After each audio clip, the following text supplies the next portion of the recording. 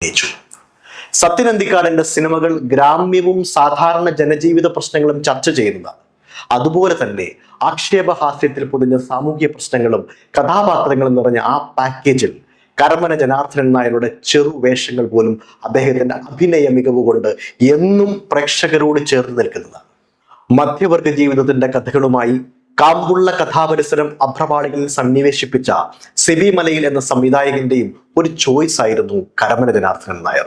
ദശരഥം എന്ന സിനിമയിലെ മോഹൻലാലിന്റെ രാജീവ് മേനോൻ എന്ന കഥാപാത്രത്തിന്റെ റിസീവറും മാനേജരും അച്ഛന്റെ സ്ഥാനീയനുമായ പിള്ള എന്ന വേഷം, ഉത്തരവാദിത്വമില്ലാത്ത നായക കഥാപാത്രത്തിന്റെ കെയർ ടേക്കർ ആയിട്ടുള്ള പ്രകടനം അതിമനോഹരവും മനസ്സിൽ തട്ടുന്നതുമായിരുന്നു. സിബിയുടെ തന്നെ കുട്ടികളുടെ ജയിലും അവിടുത്തെ അന്തേവാസികളെയും കുറിച്ച് പറഞ്ഞ മമ്മൂട്ടി നായകനായ വ്യത്യസ്തമായ ചിത്രം മുദ്ര. ചീഫ് പെറ്റി ഓഫീസർ പത്രോസ് എന്ന കഥാപാത്രത്തെ വ്യത്യസ്തമായി അവതരിപ്പിച്ച കരമന പോലീസ് വേഷത്തിലെ